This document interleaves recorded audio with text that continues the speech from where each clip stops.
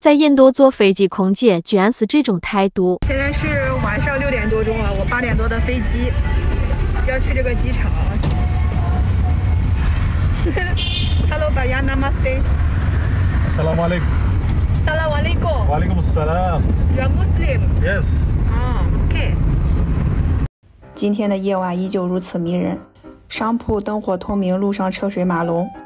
正值上下班高峰期，被路上摩托车堵得差点误机。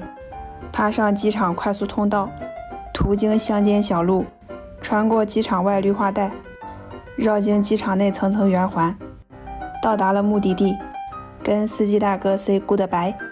时隔2年再次来到机场，疫情解封后的现状是人来人往。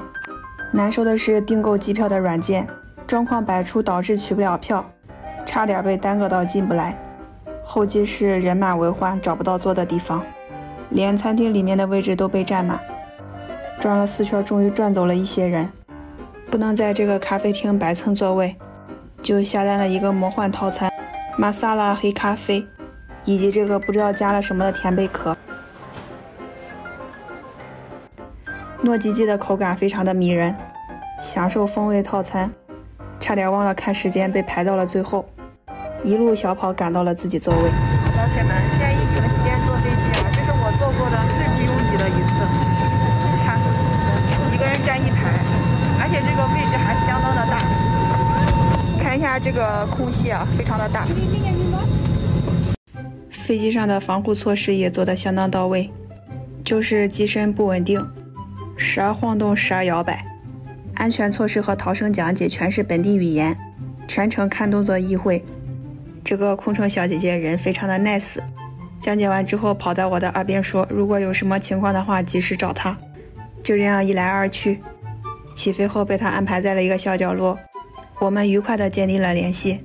在她得知我一个人夜晚旅行，并且在印度待了3年之后，她觉得非常不可思议，起飞途中时不时地拍拍我肩膀，给我手里塞一把这种巧克力糖。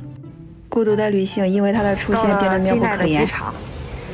出这个机场看到一个千手观音，哎呀妈，吓一跳，上面是蛇。现在是晚上10点多钟，机场还是人来人往。出了这个门，外面下着小雨，空气非常湿热。打车打了1个多小时，一直被拒单，连个摩的都打不到，人也越来越少了。在这样的情况下，站在电线杆子旁边被吓得心惊胆战。